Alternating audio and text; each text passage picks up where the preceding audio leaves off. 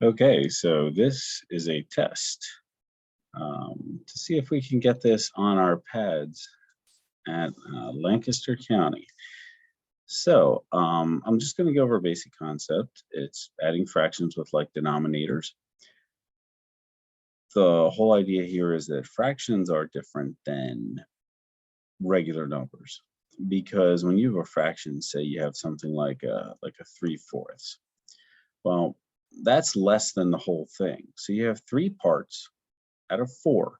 So the top number is the part that you have. All right. These are what you have. And the bottom number only represents how many pieces or parts it takes to equal the whole thing. So this is parts that equal one whole. So when we're talking about fractions, you're usually dealing, if it's just a proper fraction with no whole number over here, it's somewhere between, on a number line, it's somewhere between 0 and 1. So a fraction that would be very close to 0 would have a very small top number and a very large bottom number. So like 1/10 would be one tenth of the way across to 1. Whereas something like 9/10 would almost be 1. You have 9 parts out of 10. You have the whole thing, but you're just missing a little bit. Okay, so it's kind of the idea of a fraction. And of course, something we need to keep in mind all the time with fractions is anytime you have the same number over the same number.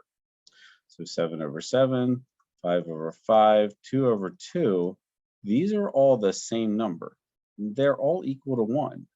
So anytime you got 7/7, 5/5, 4/4, 2/2, these are all equal to each other, and they're all equal to the number 1 because you have the whole thing.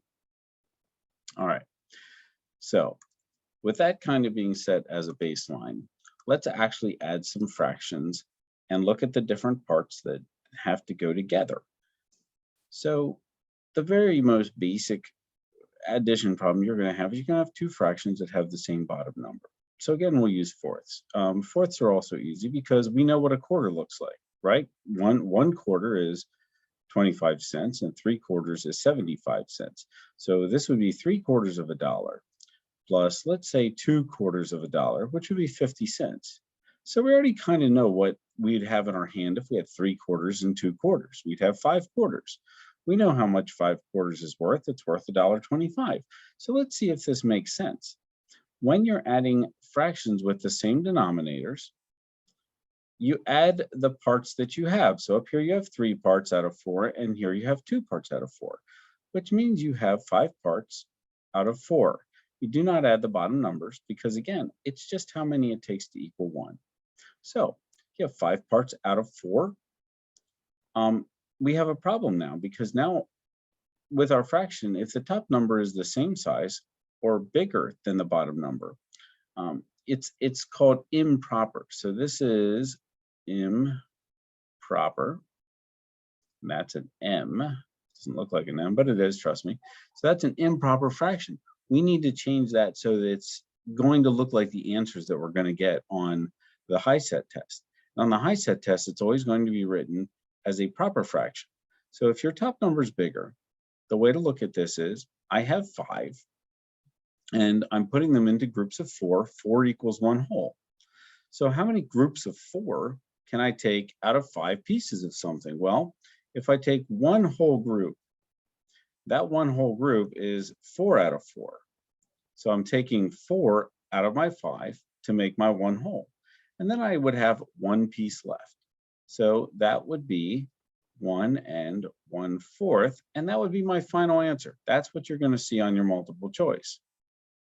So another way you can do this, if you're familiar with long division, you could do 5 divided by 4, because a fraction is basically a division problem waiting to happen. So you could also read a fraction as 5 divided by 4, or 5 put into groups of 4. Well, how many times can 4 go into 5? Well, you would do it like this. 1 times 4 is 4. So then you would subtract, and you would have a remainder of 1. But instead of writing remainder 1, you just take that to be your numerator, and you take that 4 as your denominator. And you again did 1 1/4, the same thing that we did down here.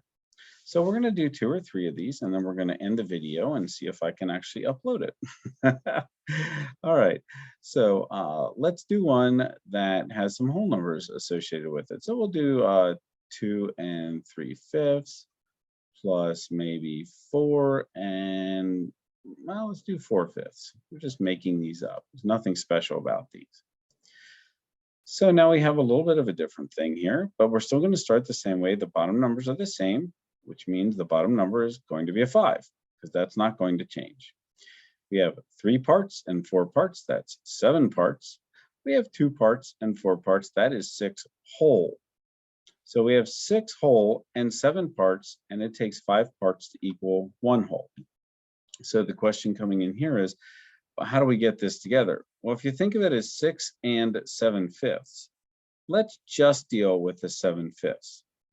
You can take one group of 5 out of 7. You would have 2 parts left over out of 5. So 7/5 is the same as 1 2/5. Okay, well now you can take that 1 2/5 and put it back together with that 6. So the 6 and the 1 would become 7, and then the 2/5 would just ride along.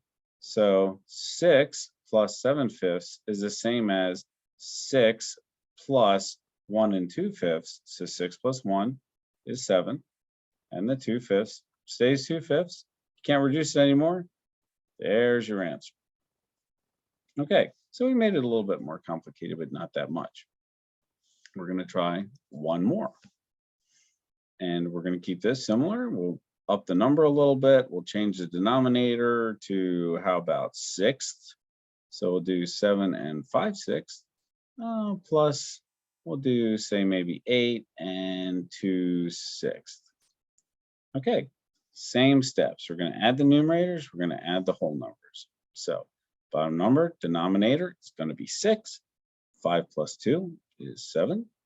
7 plus 8 is 15. Again, we have an improper fraction. So we're going to say, okay, what is 7/6 as a proper fraction? Well, how many groups of 6 can I take out of 7? Well, 7 minus 1 group of 6 is going to be 1 group.